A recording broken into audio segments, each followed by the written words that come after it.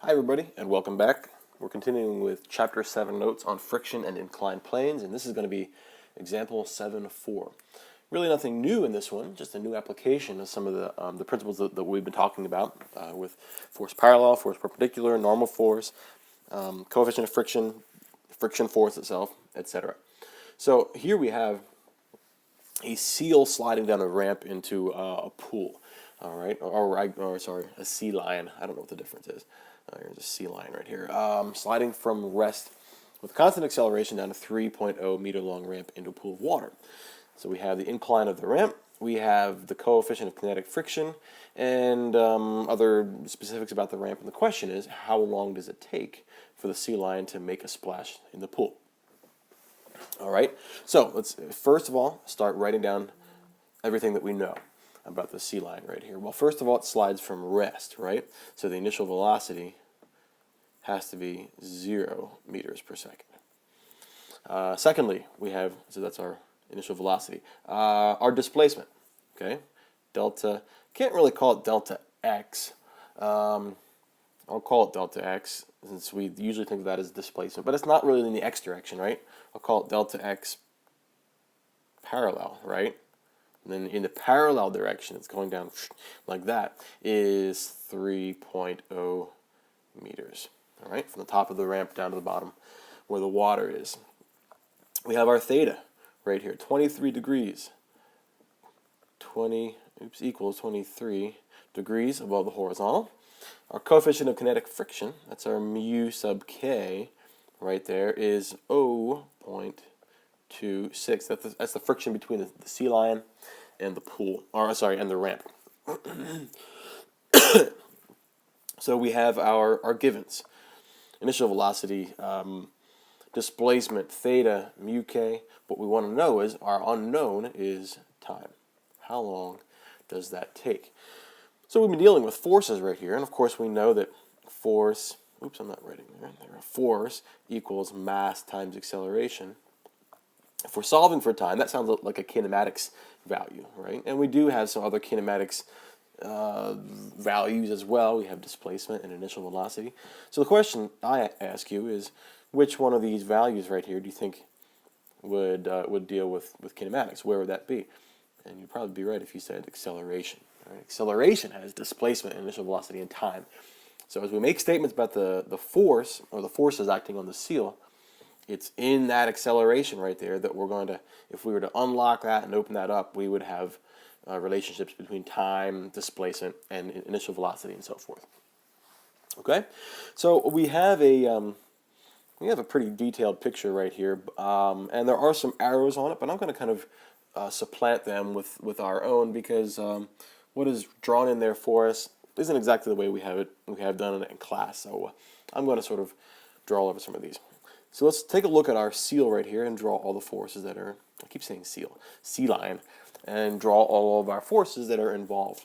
First of all, we have this wonderful straight down force that's labeled W as the weight force. That's certainly accurate, but for clarity's sake, we call it mg. We've been calling it mg this whole time. All right, weight is mass times the acceleration of gravity. We have this N force right here. Now this is the normal force, and it's in the right direction and in the right orientation, but I usually draw it as like that. Two vectors that are the same orientation and magnitude, but in different locations, are still the same vector, so we call that the normal force right there. That's the force that the ramp is applying to support the seal. The sea lion, sorry. The sea lion. Which means that the sea lion must be directing some sort of force into the face of the ramp perpendicularly. And having said that, you probably figured out, okay, well, that's got to be the force perpendicular, the perpendicular force caused by the seal's weight being directed into the face of the ramp. And if we were to make that in more detail, we would say that that would be mg times the cosine of theta.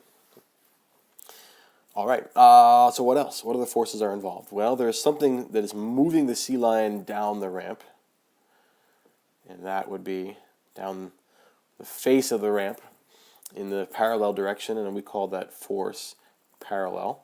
And our more detailed description of that is mg times the sine of theta. All right, and what else is acting on the seal? Well, friction is acting on the seal. We have this little arrow right here, and there's some degree, even though wet surfaces have a minimized amount of friction, there is still some friction. There's some friction between the sea lion and the ramp, and so that's directed against the direction of motion, and I've been drawing that as black as well. We call that the kinetic friction force right there. But, you know, as we said before, or as we've said in class, that can be more accurately described as the coefficient of kinetic friction times the normal force. All right, let's go back to the normal force now. What does the normal force have to be equal to? Well, we know that it's opposite to the force parallel, and so it has to be equal and opposite to the force parallel right here. So that, the value of that, the magnitude of the normal force has to be force, I'm sorry, I've been saying parallel, force perpendicular, which, as we said before, is mg times the cosine of theta. All right, got it? We have all of our forces labeled now, and all we need to do is make statements about force so that we can solve for acceleration and take acceleration and then solve for time, because we have other kinematics values that we can use in conjunction with that. So what I'm going to do is, instead of going to a separate slide or tile, I'm just going to shrink this down right here. Hopefully you'll still be able to see it. And we'll put it right up there in that corner. Okay, so let's make a statement about the net force, or net forces, on the sea line. On the sea line. I'm going to write in black right here. Okay, well, first of all, the net force in the perpendicular direction is 0 newtons, right? Why is that? In fact, I'm going to erase that for a second. We know it's going to be 0 newtons because there is a mass, but the acceleration in the perpendicular direction is 0, right? It's not coming up off the ramp, it's not sinking into the ramp, it is basically at equilibrium with respect to the face of the ramp, so that's 0 newtons right there. But the net force in the parallel direction is a different story. All right, here's where we look at all of our forces in this direction and see what is acting in that direction. So I'm going to call down the ramp. Ooh, I don't want to do that. There we are. I'm going to call down the ramp this direction as positive and up the ramp as negative. So I'm going to say that the down the ramp direction has a positive force of put an equal sign here, has a positive force of the force parallel, right? Force parallel, and we have minus what? What's acting against the force parallel? Well, we have the kinetic friction force. All right, those are the two forces that are really acting on the seal in the parallel to the ramp direction. Also true and always true is that the net force in the parallel direction, you might say, on the seal as a system, is mass times acceleration. And the seal, we do expect it to accelerate down the face of the ramp into the pool. In fact, it says it is with constant acceleration. So there is an acceleration right there, and in that acceleration will be the amount of time that it takes. All right. Now, looking at this right here, we know that our very next step is to say, okay, so therefore, force parallel, I'm not going to write it in green anymore, minus force, or kinetic friction force, sorry, equals mass times acceleration. And you may look at that and say, uh-oh, we don't have something. What don't we have? We don't have the mass of the seal, but I'm here to tell you, as we've probably seen before, that probably isn't really going to matter. Why won't it matter? Well, let's take all of our values right here. In fact, almost all of these can be sort of expanded out and written in more detail. Okay, so I'm going to sort of take all these and just sort of expand them out like that. So, what's our parallel weight force? The force parallel. That's mg sine theta, right? So that minus our kinetic friction force, All right, well, that's going to be mu k times, we want to say the normal force, right, because that's true. Kinetic friction force is mu k times the normal force, but we said that the normal force itself over here is the same magnitude as the force perpendicular, right? Mg cosine theta. So let's just write mg cosine theta in there. Mg cosine theta. That is really the same thing as the magnitude of the normal force. Equals mass of the seal times the acceleration of the seal. Now let's go over here a little bit, all right?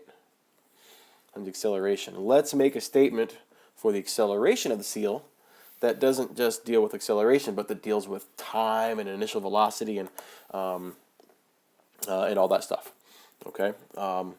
So let's, before we finish out this bracket right here, let's make a statement about acceleration. All right. So kinematics. Think back to kinematics. Think of an equation that deals with acceleration. What else do we have? We have initial velocity, we have displacement, and time. All right. What equation would that be? You'd probably be right if you said displacement equals initial velocity times time plus 1/2 acceleration times time squared, right? Okay. Well, we know first of all that's going to go away because that's 0. So we can say our displacement equals 1/2 a t squared.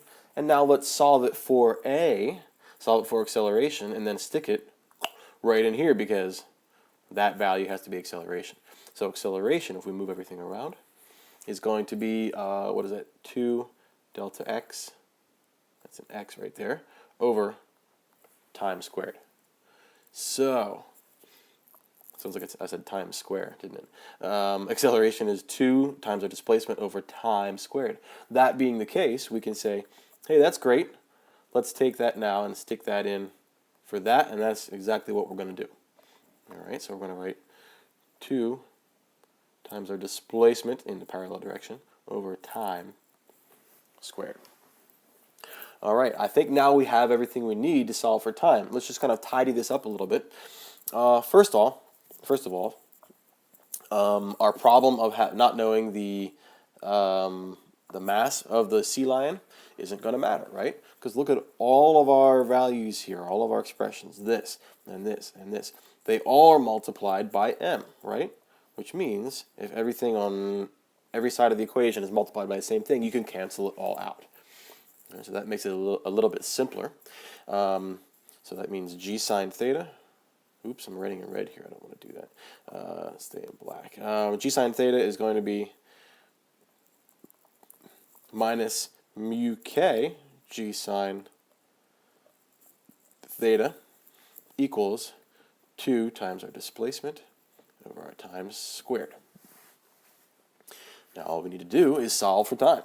All right, put that in a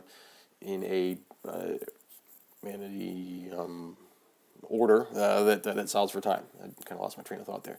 All right, so let's bring what do we want to do? We've got time in the denominator right here, and so we want to take it and multiply it up so that it comes up here in the numerator, and that means we want to get all this other stuff right here away from time. So we're going to divide by that whole thing on that side and bring it down underneath. So our equation is going to wind up looking like this.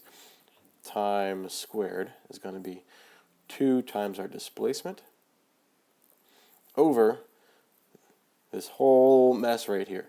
G sine, oh, I didn't write theta in there, sorry. G sine theta minus mu k g sine, and oh my goodness, you're probably wondering, I think I did this before too.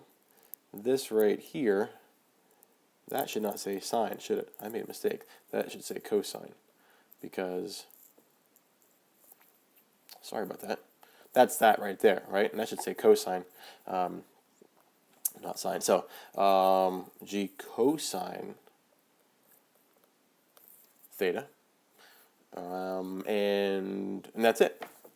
That's it, all right? So finally solving for t, the amount of time that it takes, it's going to be 2 times our displacement over g sine theta minus our coefficient of kinetic friction, times g cosine theta. Be careful when you punch that into your calculator, because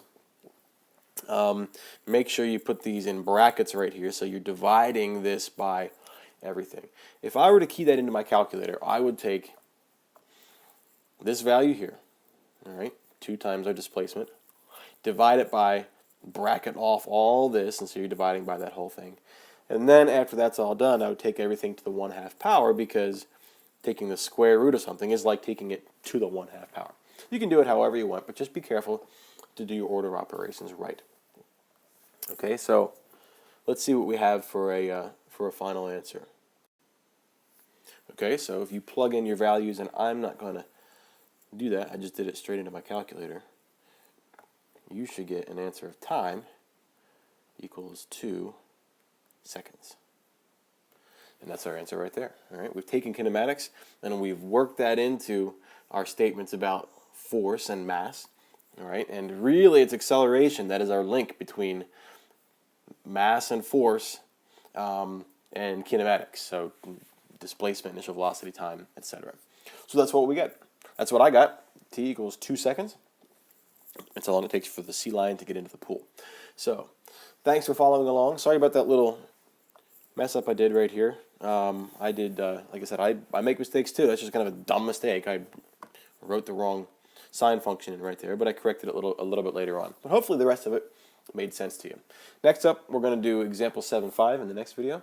And again, hopefully more of this, these principles will make sense. Thanks for watching, and I'll see you on the next one.